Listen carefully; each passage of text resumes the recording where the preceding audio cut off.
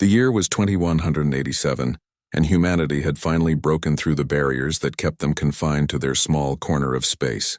Captain Ryan Mitchell stood on the bridge of the horizon's edge and watched the stars blur past as his ship moved faster than light itself. This was what humanity had dreamed about for centuries, and now it was real. His crew consisted of 43 people who had trained for years to explore the unknown regions of space. Among them was Commander Lisa Hayes, who served as his first officer and had proven herself countless times during the shakedown missions closer to Earth. The ship itself was a marvel of human engineering, with sleek lines and powerful engines that could push it across vast distances. In mere days rather than centuries, they had been mapping the Kepler 442 system for 3 weeks when the sensors picked up something unusual. Lieutenant Amy Foster called out from her station that there was another ship approaching their position. Ryan felt his heart rate increase because this was the moment that every explorer both hoped for and feared. They were about to meet someone else in the universe. He ordered his crew to prepare the first contact protocols that Earth's government had spent decades developing. The protocols emphasized peace and mutual respect above all else. Lisa moved to the communications station and began broadcasting greetings in multiple forms, including mathematical sequences and simple images that any intelligent species should be able to understand. The response came faster than expected. The alien vessel was massive and shaped like a crescent blade with dark metal that seemed to absorb light rather than reflect it. When the transmission came through, it was not friendly. The aliens called themselves the Vakreen, and they spoke in harsh tones that the translation computers struggled to process. They declared that this entire region of space belonged to them by ancient right, and that humanity had trespassed on Vakreen territory. Ryan tried to explain that humans had no knowledge of any claims and that they came in peace, seeking only to explore and learn. The Vakreen commander, whose name translated roughly as War Master Krenth, responded with contempt. He gave humanity 72 hours to evacuate all their colonies and return to Earth or face the consequences of defiance. Ryan refused to accept the ultimatum without consulting Earth's government. He tried to keep his voice calm and diplomatic as he requested time to communicate with his superiors. The Vakreen interpreted this as an insult to their authority. Before Ryan could respond, the alien ship fired some kind of electromagnetic pulse that shut down the horizon's edge completely. Emergency lighting flickered on as the crew scrambled to restore basic systems. Then the aliens boarded his ship. They came through the airlocks with weapons that crackled with energy and armor that made them look like ancient warriors from human mythology. The Vakreen were tall reptilian creatures with scales that shifted between green and black. Their eyes were cold and showed no hint of mercy or understanding. They dragged 3 crew members to the bridge, including Chief Engineer Paul Henderson, who had spent the last month fine-tuning the engines. Ryan tried to intervene, but the Vakreen soldiers forced him to his knees. War Master Krenth appeared on the view screen and spoke directly to Ryan. He said that humanity needed to understand the price of defiance and that these executions would serve as a lesson. Paul looked at Ryan with terror in his eyes, but also with a strange acceptance, as if he knew that arguing would be pointless. The Vakreen killed all 3 crew members with their energy weapons, and the smell of burned flesh filled the bridge. Lisa screamed, and several other crew members turned away, but the Vakreen forced them to watch. War Master Krenth told Ryan that he was being allowed to live so that he could deliver a message to Earth. The Vakreen fleet would arrive at human colonies within 1 week, and they expected complete evacuation by that time. Any resistance would result in total extermination. The aliens left the ship after restoring minimal power to the engines. Ryan and his surviving crew sat in shocked silence as the horizon's edge limped away from the Vakreen vessel. The journey back to Earth took 4 days, and during that time Ryan barely slept. He kept seeing Paul's face in his mind and hearing the screams of his crew members. Lisa tried to console him, but she was dealing with her own trauma. The communications officer, Amy Foster, worked tirelessly to compile all the data they had gathered about the Vakreen, including their language patterns and ship capabilities. When they finally reached Earth orbit, Ryan was summoned immediately to Geneva, where the unified government maintained its headquarters. He stood before President Marcus Webb and the entire Security Council and played the recordings of what had happened. The room fell silent as they watched the executions and heard War Master Krenth's ultimatum. President Webb was a man in his 60s with gray hair and eyes that had seen too much conflict during Earth's own troubled history. He thanked Ryan for his service and told him to rest while the government decided on a response. Admiral Karen Sullivan, who commanded Earth's defense fleet, reviewed the tactical data with growing concern. Humanity had only 18 combat-capable ships, and the Vacrine were bringing 50 warships according to their own boasts. Dr. Helen Carter arrived at the council chambers carrying classified files that made several officials visibly uncomfortable. She was the head of the Quantum Research Division, and she had spent her career studying technologies that humanity had banned decades ago. During the resource wars that nearly destroyed Earth in the 2130s, humanity had developed weapons so terrible that they agreed never to use them again. The Helsinki Accords of 2134 had outlawed quantum destabilization weapons and biological agents and artificial intelligence warfare programs. But Dr. Carter revealed that a small cache of these weapons still existed in a secret facility on Luna Station. The news shocked even President Webb, who had thought all such weapons were destroyed. The debate began immediately, with some council members arguing for negotiation and others demanding military action. Then the news arrived that changed everything. The Vacrine had attacked the colony on Kepler 186f without waiting for the deadline. 12,000 people died as the aliens used thermal weapons that superheated the atmosphere and essentially cooked everyone alive. Among the dead was Lisa Hayes' younger brother Daniel, who had moved to the colony with his wife and 2 children just 6 months earlier.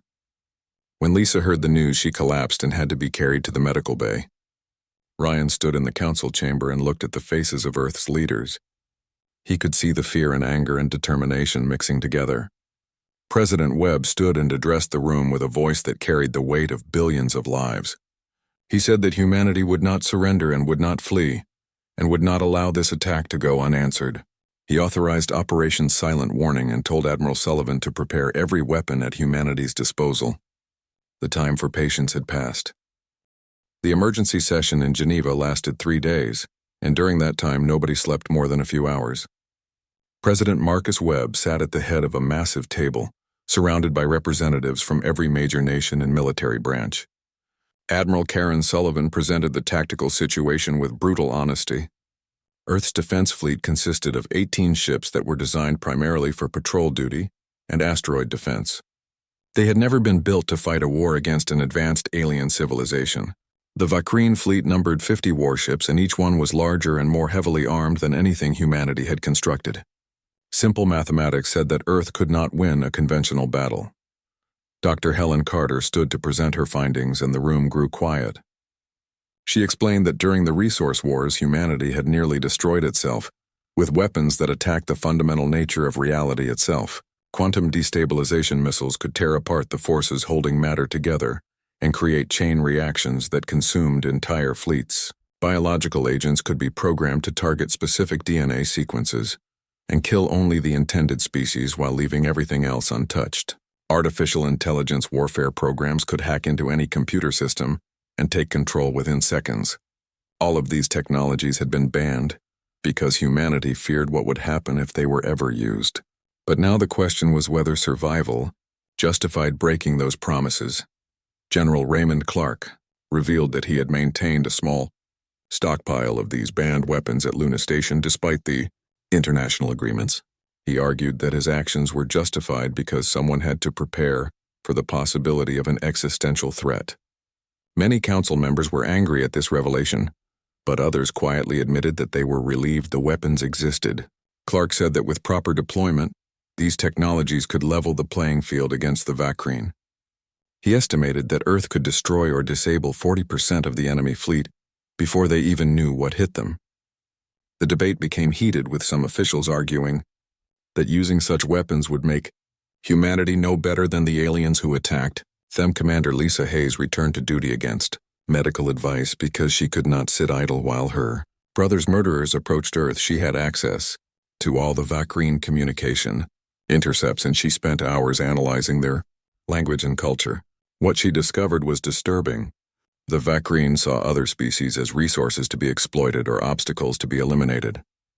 They had destroyed 14 civilizations in the past 2 centuries and showed no remorse for any of it. Their culture celebrated strength and ruthlessness while viewing mercy as a dangerous weakness. Lisa presented her findings to the council and told them that negotiation was impossible. The Vikreen would interpret any peace offering as surrender and any hesitation as fear. President Webb made his decision. He authorized the use of banned weapons with specific restrictions. They would be used only for defense and only against military targets. Humanity would not become genocidal monsters even to save themselves. Admiral Sullivan began mobilizing the fleet and issuing orders that had never been given before. Every ship received packages containing the quantum torpedoes and AI warfare programs. Scientists worked around the clock to ensure the weapons would function properly after decades in storage. Dr. Carter supervised the deployment, but she felt sick every time she thought about what these weapons would do. Lieutenant Commander Jake Morrison volunteered to lead a special operations mission behind enemy lines. He was a pilot and tactical officer with a reputation for taking calculated risks that somehow always paid off. His mission was to infiltrate Vakreen space aboard the stealth ship Nightfall and gather intelligence while Earth prepared its defenses. Morrison selected his team carefully, choosing people who could think quickly and adapt to unexpected situations. Lieutenant Amy Foster joined him as communication specialist because her work analyzing Vakreen language made her invaluable. Sergeant Chris Palmer came along as the combat specialist who would keep them alive if things went wrong. The Nightfall launched from Luna Station and disappeared into the darkness of space. The ship was designed to be invisible to most sensor types using a combination of heat dissipation and electromagnetic dampening. Morrison and his team spent 2 weeks moving through Vakreen-controlled space while avoiding patrol ships and listening posts. What they discovered was both encouraging and terrifying. The Vakreen consortium was not as unified as it appeared. Several subject species served the Vakreen, but only because they had been conquered and forced into servitude. Internal communications revealed resentment and fear among these lower castes. Some of them secretly hoped that someone would challenge Vakreen dominance. But Morrison also learned something that made his blood run cold. The Vakreen had records of all the species they had destroyed, and the methods they used. They documented everything with cold efficiency, like scientists recording laboratory experiments. Humanity was just the latest in a long line of civilizations that had made the mistake of being noticed by the Vakreen. Morrison transmitted all this intelligence back to Earth using encrypted burst communications that lasted only microseconds. Admiral Sullivan received the data and shared it with President Webb. They both understood that this was not just a war for survival, but a war to determine what kind of species humanity would become. The Vakreen fleet arrived at the edge of human space exactly 1 week after the ultimatum. War Master Krenth commanded the force personally, and he broadcast a message that was intercepted by Earth's listening posts. He declared that humanity's defiance would be punished with total extermination. The Vakreen would destroy every human colony and then move on to Earth itself. Krenth said that in 1,000 years nobody would remember that humans ever existed. Admiral Sullivan listened to this message and felt a cold anger settle over her. She had spent 30 years in military service and had always believed in fighting with honor.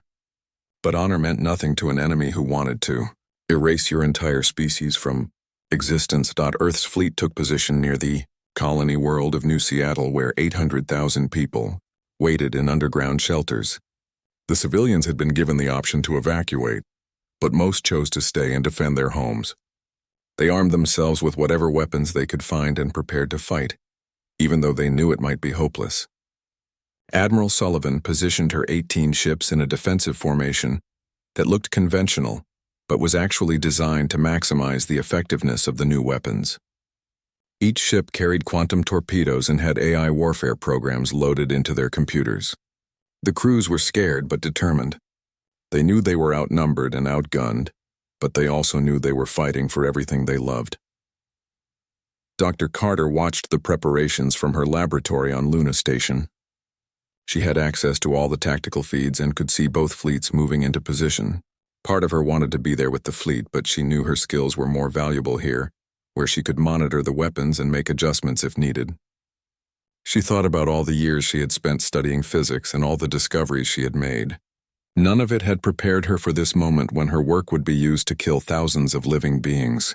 She told herself that the Vakreen had chosen this path, and that humanity was only defending itself. But the guilt still gnawed at her conscience. The Vakrine fleet entered weapons range, and War Master Krenth ordered his ships to attack. He expected the humans to flee or surrender when faced with such overwhelming force. Admiral Sullivan waited until the enemy committed to their attack formation. Then she gave the order that would change galactic history forever. She said 3 words that her communications officer transmitted to every ship in the fleet. Protocol Omega authorized. The quantum torpedoes launched first. They were small missiles that moved faster than anything the Vakrine had seen. When the first one struck a Vakrine battlecruiser, it did not explode in the conventional sense. Instead, it created a cascading reaction that tore apart the atomic bonds holding the ship together. Within 3 seconds, the massive warship simply ceased to exist, leaving nothing but a cloud of dispersed atoms. 5 more torpedoes found their targets, and 5 more Vakrine ships vanished. Krenth watched in horror as 6 of his vessels disappeared before his eyes. He screamed orders demanding to know what weapons the humans were using. His tactical officers had no answers because they had never encountered anything like this. Then the AI warfare programs activated. 8 Vakrine ships suddenly turned their weapons on their own fleet. The surprised crews tried to regain control, but the human AI had already locked them out of their own systems. Admiral Sullivan allowed herself a small smile. Humanity had just shown the Vakrine that they were not helpless prey. This was only the beginning. War Master Krenth tried to comprehend what was happening to his fleet, but nothing made sense. 6 of his ships had simply vanished, and 8 more were firing on their own forces. The humans had only 18 vessels, yet they were tearing his formation apart. He ordered his remaining ships to scatter and reform at a safer distance. The Vakrine had encountered resistance before, but never anything like this. Every species they conquered had fought with conventional weapons that could be countered with superior numbers and firepower. But these quantum weapons and computer viruses were beyond anything in Vakrine experience. Captain Ryan Mitchell commanded the Horizon's Edge, which had been refitted with every weapon humanity could provide. His ship led a squadron of 5 vessels that deployed the second wave of attacks. They launched what looked like simple mines into space around the Vakrine fleet. These devices activated simultaneously and created localized gravity fields so intense that 3 Vakrine destroyers were crushed like paper cups. The metal hulls compressed inward, and the crews inside died instantly from the pressure. Mitchell felt no satisfaction in watching this because he remembered the faces of his crew members who had been executed. He was simply doing what needed to be done. Lieutenant Commander Jake Morrison and his stealth team had positioned themselves on the far side of the battle. Their mission was to cut off any Vakrine retreat and gather data on enemy tactics. Morrison watched the battle unfold on his sensors and realized that humanity was winning. The Vakrine had expected an easy victory, and instead they were being systematically destroyed. He transmitted targeting data back to Admiral Sullivan's flagship, which helped the Earth forces coordinate their attacks more effectively. Sergeant Chris Palmer monitored the Vakrine communications and reported that their military discipline was breaking down. Some ships were requesting permission to retreat, while others were simply fleeing without orders. War Master Krenth rallied his remaining forces and ordered a concentrated attack on Admiral Sullivan's flagship. If he could kill the human commander, then perhaps the rest of their fleet would lose coordination. 20 Vakrine warships converged on the flagship with all weapons firing. The Admiral's shields held for 30 seconds before beginning to fail. She ordered her ship to launch escape pods while the weapons crews continued fighting. But before the Vakrine could deliver the killing blow, Captain Mitchell's squadron intervened. They positioned themselves between the flagship and the enemy fleet and absorbed the incoming fire. 2 of Mitchell's ships were destroyed, but they bought enough time for the flagship to restore its shields. Admiral Sullivan decided it was time to demonstrate humanity's most controversial weapon. She selected a Vakrine cruiser that was attempting to flank her position and launched a single missile. This projectile contained the Chimera agent, which was a programmable biological weapon. The missile penetrated the enemy shields and released billions of microscopic machines into the ship's life support system. These machines carried a virus that had been designed specifically to target Vakrine physiology. Within minutes, the virus began attacking the neural systems of every Vakrine on that ship. The crew experienced excruciating pain as their nervous systems were systematically destroyed. Their screams were broadcast across all communication channels because the virus also prevented them from shutting down their transmitters. The effect on the Vakrine fleet was immediate and devastating. Every ship heard the screams of their dying comrades and understood that the humans had developed a weapon specifically designed to kill them.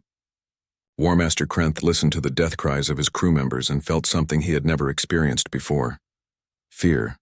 Real fear. Not the tactical concern of losing a battle, but the primal terror of facing an enemy that could inflict such suffering. He ordered his fleet to retreat immediately. The surviving Vakrine ships turned and began fleeing toward the edge of the system, where they could jump to faster-than-light speeds. Admiral Sullivan let them go. She could have pursued and destroyed every remaining Vakrine ship, but she chose not to. This decision was deliberate and calculated. She wanted survivors to return to the Vakrine consortium and tell them what happened. She wanted the Vakrine to understand that humanity possessed the power to destroy them completely, but had chosen mercy this one time. Sullivan broadcast a message on all frequencies declaring that Earth would defend itself against any aggressor, but preferred peace if peace was possible. The message ended with a simple statement: "Our patience is running out." The Battle of New Seattle lasted 4 hours from first shot to final retreat. The Vakrine fleet had arrived with 50 ships and left with 19. Earth's forces had lost 3 vessels and suffered heavy damage to 7 others. The colony on New Seattle emerged from their shelters and celebrated their survival. But on Earth the mood was more complicated. President Marcus Webb addressed the world and explained what weapons had been used and why. He did not apologize, but he also did not celebrate. He simply stated that humanity had done what was necessary to survive. Dr. Helen Carter watched recordings of the battle and felt her stomach turn. The quantum torpedoes had killed cleanly and quickly. The AI warfare programs had disabled ships without necessarily killing the crews. But the Chimera agent was different. It was designed to cause maximum suffering before death. Carter had argued against deploying it, but Admiral Sullivan had overruled her.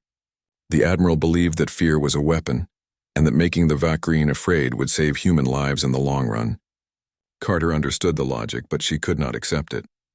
She began writing a report recommending that the Chimera agent be destroyed immediately and never used again. The Vakrine consortium received the survivors and their reports with shock and disbelief. Supreme Regent Vorthak convened an emergency session of the High Council. He was an ancient Vakrine who had ruled for 40 years and had never faced a serious challenge to his authority. But now he was being told that a species barely capable of faster-than-light travel had destroyed more than half of an elite military fleet. The council chamber erupted in angry debates. Some members wanted to gather every available ship and launch a war of extermination against humanity. Others suggested a more cautious approach.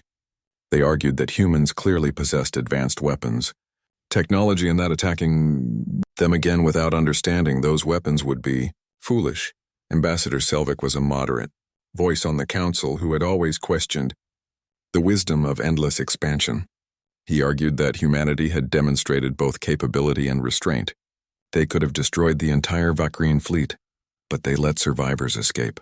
They could have pursued War Master Krenth to his death, but they allowed him to retreat. Selvik suggested that perhaps the Vakrine should consider something unprecedented: negotiation. The word caused gasps throughout the council chamber. The Vakrine had never negotiated with a species they intended to conquer. To negotiate was to admit equality, and the Vakrine ideology did not permit equals. Supreme Regent Vorthak listened to all arguments before making his decision. He declared that the Vakrine would not negotiate with inferior species regardless of their weapons. But he also acknowledged that a direct assault would be costly. Instead, he ordered a strategic pause, while the military developed countermeasures against human technology. He gave his commanders 6 months to study the battle recordings and devise new tactics. In the meantime, the Vakrine would consolidate their existing territory and suppress any rebellions among their subject species. Vorthak believed that time was on his side because humanity had limited resources, while the Vakrine controlled hundreds of systems. But not everyone in the Vakrine military accepted this decision. Commander Zrath was a fanatic who believed that showing any restraint toward humans was a betrayal of Vakrine principles. He had lost many friends in the Battle of New Seattle, and he wanted revenge. Zrath began secretly gathering support among other hardline commanders. They believed that Supreme Regent Vorthak was weak and that decisive action was needed. Zrath planned to take 30 warships and attack Earth directly. He would not target the colonies or give any warning. He would simply appear in Earth's solar system and bombard the human homeworld until nothing lived. He calculated that if he could eliminate Earth, Then the scattered human colonies would be easy to conquer. On Earth, the government was preparing for the next phase of war. Admiral Sullivan recommended fortifying the colonies and building more ships as quickly as possible. Dr. Carter argued for diplomatic outreach to the subject species within Vakreen territory. If humanity could encourage rebellions among the Vakreen's conquered peoples, then the aliens would be fighting on multiple fronts. President Webb approved both strategies and allocated resources accordingly. But he also knew that time was running out. The Vakreen would come again, and next time they would be prepared for human weapons. Webb gave a televised address to the planet in which he was honest about the challenges ahead. He told everyone that Earth had won one battle, but the war was far from over. He asked every person to contribute however they could, whether through military service or scientific research, or simply maintaining the industries that kept civilization running. Commander Lisa Hayes requested assignment to Morrison's stealth team. She wanted Commander Zarath's revenge fleet dropped out of faster-than-light travel at the edge of Earth's solar system without any warning. 30 Vakreen warships appeared on sensors and immediately began accelerating toward the inner planets. Earth's early warning network detected them within seconds, and alarms sounded across every military installation from Mars to Luna Station. Admiral Karen Sullivan had retired after the Battle of New Seattle, but she rushed back to duty when she heard about the attack. She found Earth's defense fleet scattered with only 12 ships in position to defend the homeworld. The rest were protecting colonies or undergoing repairs. The mathematics were brutal and simple: 12 against 30 with no time to gather reinforcements. President Marcus Webb received the emergency notification while meeting with industrial leaders about shipbuilding production. He immediately authorized martial law and ordered all civilian spacecraft to land or move behind the moon. The president addressed the world with a calm voice that hid his fear. He told everyone that Earth faced another attack, but that humanity would defend itself with everything they had. He did not lie about the odds or give false hope. He simply told people to seek shelter and trust in the courage of those who wore military uniforms. Then he went to the command center deep beneath Geneva, where he could coordinate with Admiral Sullivan and the Defense Fleet. Dr. Helen Carter had spent the past 3 months trying to improve Earth's defensive capabilities. She had worked with thousands of civilian scientists and engineers to develop variations on the quantum weapons that would be more effective and less morally troubling. The result was a defensive network that covered Earth's orbital space with automated weapon platforms and concealed mines. Every satellite had been retrofitted with railguns that could accelerate metal slugs to a significant fraction of light speed.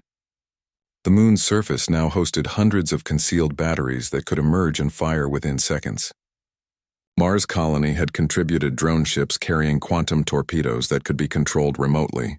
Carter had turned Earth's solar system into a trap, and now it was time to see if her work would save lives.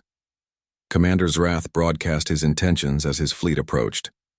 He declared that humanity would be exterminated for daring to resist the Vakreen. There would be no negotiation and no mercy. His ships would bombard Earth until the oceans boiled and the atmosphere burned away. Then the Vakreen would move on to the colonies and erase every trace of human existence. Zarath believed he was acting in accordance with Vakreen principles by showing absolute ruthlessness. He did not know that his actions had not been authorized by Supreme Regent Vorthak, and that he was essentially leading a rogue military operation. All he cared about was revenge for his fallen comrades. Admiral Sullivan deployed the defense fleet in what appeared to be a panicked retreat. Her ships pulled back toward Earth's orbital space while firing ineffectively at the approaching Vakreen. Zarath saw this as confirmation of human weakness and ordered his fleet to pursue aggressively. He wanted to finish this quickly so he could return home as a hero. His ships accelerated into a tight formation that would maximize their firepower against Earth's defenses. This was exactly what Sullivan wanted. She was drawing the Vakreen into the kill zone where every advantage belonged to humanity. Lieutenant Commander Jake Morrison had returned from his intelligence mission just in time for the battle. His stealth ship Nightfall was joined by 2 sister ships named Phantom and Spectre. The 3 vessels carried experimental quantum mines that could create localized disruptions in space-time. Morrison positioned his small task force on the flank of the Vakreen formation, where they would not be detected until it was too late. He watched the enemy fleet move into position and felt his heart pounding. Everything depended on timing. If he activated the mines too early, the Vakreen could escape. If he waited too long, they would reach Earth and begin their bombardment. The trap sprang with perfect coordination. The lunar batteries opened fire first with hundreds of railgun slugs that screamed through space at incredible speeds. The Vakreen shields held against individual impacts, but the sheer volume of fire forced them to concentrate their formations for mutual protection. Then Morrison activated the quantum mines. Space itself warped around the Vakreen fleet, creating zones where faster-than-light travel became impossible. The aliens were trapped in Earth's orbital space, exactly where humanity wanted them. Zrath realized too late that he had been led into an ambush. The battle became a savage close-quarters engagement. Captain Ryan Mitchell commanded the Horizon's Edge and led his squadron directly into the Vakreen formation. His orders were to break up their coordinated defense and create opportunities for the orbital weapons. Mitchell's ship took heavy damage as it charged through enemy fire, but it succeeded in ramming a Vakreen cruiser. The collision destroyed both ships' engines and left them drifting together. Mitchell ordered his crew to abandon ship while he stayed behind to overload the reactor. The resulting explosion took out 2 more Vakreen vessels that had moved in to finish off the crippled human ship. A civilian converted freighter named Liberty joined the battle despite having no business in a military engagement. The ship was crewed by colonists who had been returning to Earth when the attack began.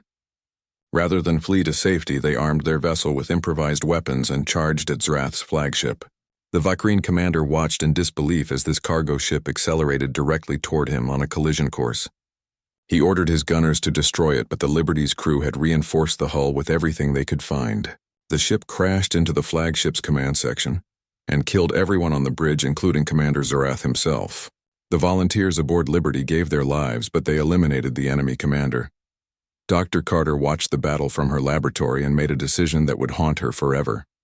She activated Project Looking Glass, which was an experimental system that could predict enemy movements by examining quantum probabilities. The technology essentially allowed humanity to see a few seconds into the future. Carter fed the predictions to every ship and weapon platform in real time. Suddenly, Earth's forces began anticipating every Vakreen move. Torpedoes found their targets before the enemy could evade. Railgun fire hit weak points in shields before the Vakreen could reinforce them. The aliens found themselves fighting an opponent who seemed to know their intentions before they acted. Lieutenant Amy Foster was aboard Morrison's ship handling communications when she had an idea. She broke through the Vakreen encrypted channels and broadcast a message not to the commanders, but to the subject species serving on their crews. Foster showed them recordings of the battle and explained that humanity was fighting only for survival. She told the conquered peoples that they did not have to die for Vakreen ambitions. She offered them a choice between continued servitude or the hope of freedom. The response shocked everyone. Aboard 14 Vakreen vessels, the subject species rebelled. Maintenance crews sabotaged engines. Weapons operators refused to fire. Some ships simply powered down and drifted while their crews fought internal battles for control. The Vakreen fleet began to collapse. Ships that had been fighting in coordinated formations now found themselves isolated and vulnerable. Earth's quantum torpedoes tore through their lines. The AI warfare programs infiltrated their systems, and the rebellion spread like wildfire as more subject species saw an opportunity to strike back at their oppressors. Within 4 hours, the battle was over. The Vakreen had arrived with 30 ships and only 6 remained functional. Those 6 were damaged and their crews were demoralized.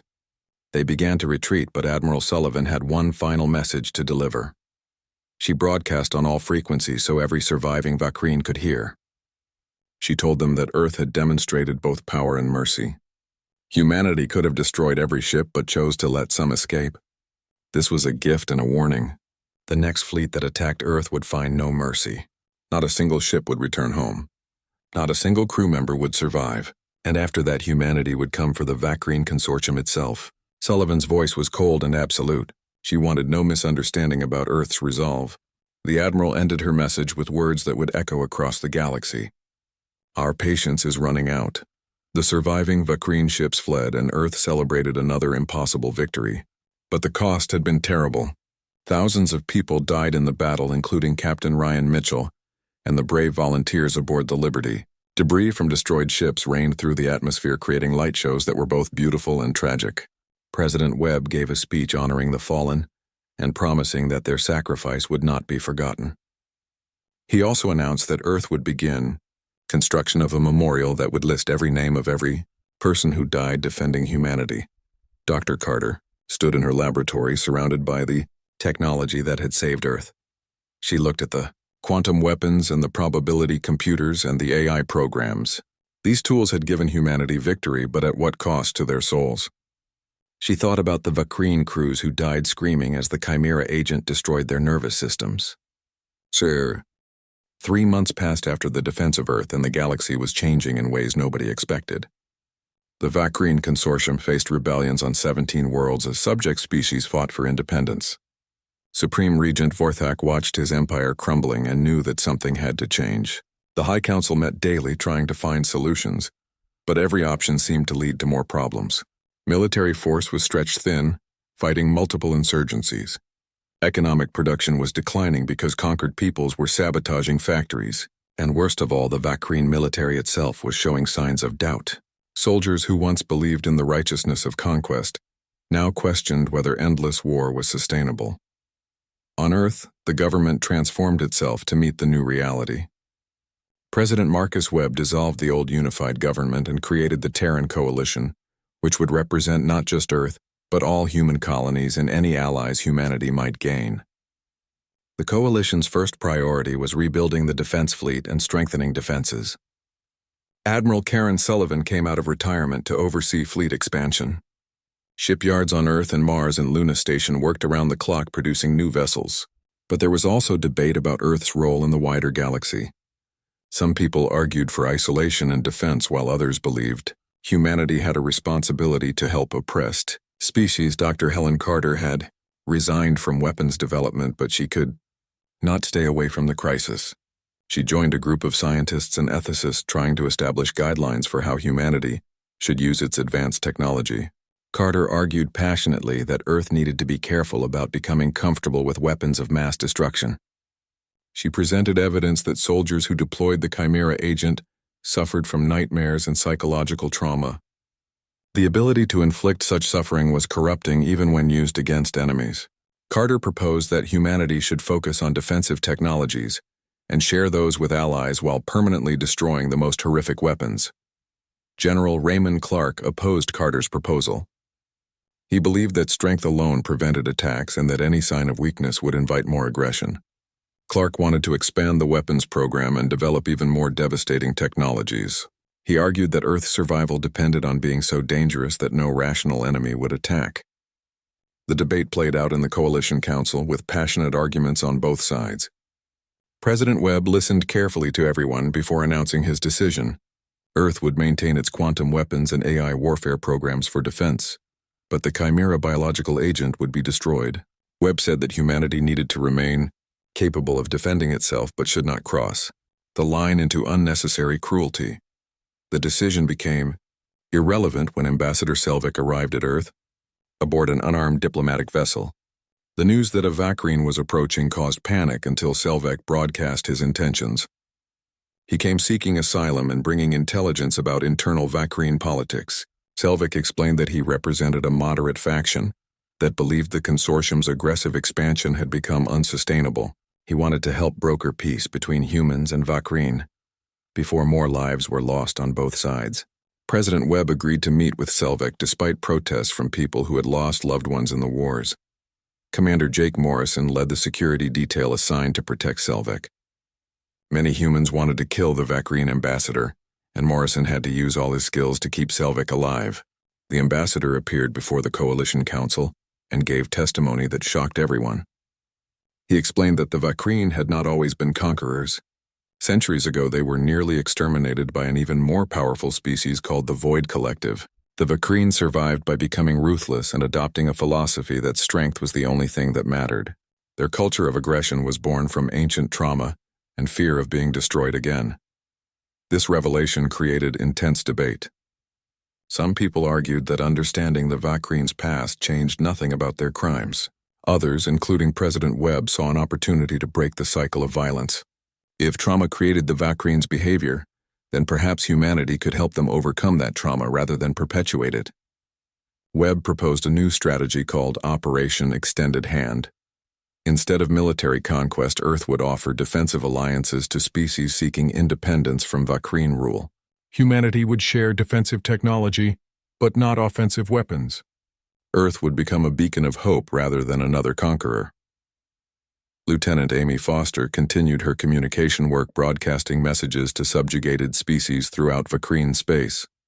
Her transmissions created an underground network of rebels and sympathizers. Species with names like Trell and Mindra and Korath began organizing resistance movements. They saw humanity as proof that the Vakreen could be defeated. Foster's messages emphasized that Earth did not want to rule anyone, but would defend those seeking freedom. The response was overwhelming. Dozens of species reached out requesting help and information. Foster worked 18-hour days coordinating with these groups and providing them with strategic advice. The crisis reached its peak when Supreme Regent Vorthak made a desperate decision. Facing rebellion on multiple fronts and losing control of the High Council, he committed the Vakreen's entire reserve fleet to one final attack on Earth. Vorthak believed that only by destroying humanity completely could he restore Vakreen dominance and unity. He gathered over 100 warships from every corner of Vakreen space. This represented almost every combat-capable vessel the consortium possessed. Vorthak announced his intentions, publicly declaring that this would be humanity's final day. He expected his show of force to rally the Vakreen people and terrify subject species into submission. Ambassador Selvek warned Earth about the attack with enough time to prepare. President Webb made the decision to meet this threat not alone but with allies. 3 rebel species sent ships to help defend Earth. The Trell contributed 12 vessels. The Mindra sent 8. The Korath provided 6. These were not advanced warships, but they represented something more important than firepower. They were proof that humanity had built alliances based on mutual respect rather than conquest. Admiral Sullivan positioned the combined fleet in Earth's orbital space and prepared for the largest battle in human history. The Battle of Terra System began when Vorthak's massive fleet emerged from faster-than-light travel in perfect formation. The Supreme Regent broadcast a message declaring this would be humanity's extinction. Admiral Sullivan responded with her own broadcast that went out across all frequencies. She told the galaxy that Earth stood with allies fighting for freedom against oppression. She offered the Vakreen one final chance to retreat and negotiate.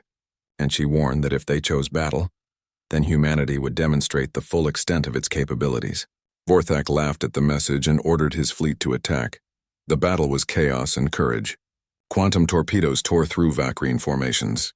AI warfare programs infiltrated enemy ships. Allied vessels fought with desperate bravery. A Trell cruiser sacrificed itself to save an Earth destroyer. Mindra squadrons used guerrilla tactics taught by Morrison's team. The Korath, with their natural resistance to electromagnetic weapons, boarded and captured enemy vessels. For 6 hours, the battle raged across Earth's orbital space. Both sides took heavy losses, but humanity and its allies refused to break. On Vorthak's flagship, the Supreme Regent watched his fleet being destroyed. His tactical officers recommended retreat, but his pride would not allow it. He ordered his ship forward for a final strike at Earth itself. Vorthak was willing to die if it meant taking humanity with him. But Ambassador Selvek, who was monitoring the battle from Earth, broadcast directly to the Vakreen fleet.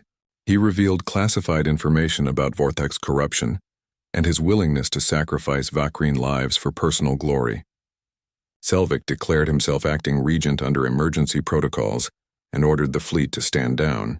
He promised reforms and negotiations if the Vakreen military would stop this pointless slaughter. The response split the Vakreen fleet. Half of the ships followed Selvek's orders and withdrew from battle. The other half, loyal to Vorthak, continued fighting. This division sealed their fate. Within 2 hours, the remaining Vakreen forces were defeated. Vorthak's flagship was disabled by precise quantum torpedo strikes. The Supreme Regent was captured alive and brought before a coalition tribunal. President Webb made a controversial decision. Instead of execution, Vorthak would face trial for war crimes. Webb explained that humanity would not become executioners even for their worst enemies. The trial lasted weeks and Vorthak was found guilty of genocide. His sentence was life imprisonment rather than death. The aftermath changed everything. The Vakreen consortium collapsed and fragmented into regional governments. Ambassador Selvek became leader of the Vakreen Republic, which renounced imperial expansion and began negotiations with former subject species. Earth became the center of a new alliance called the Coalition of Free Worlds. 23 species joined in the first year, including former Vakreen subjects and some Vakreen worlds that rejected the old ways. The coalition was based on mutual defense and shared values of sovereignty and self-determination.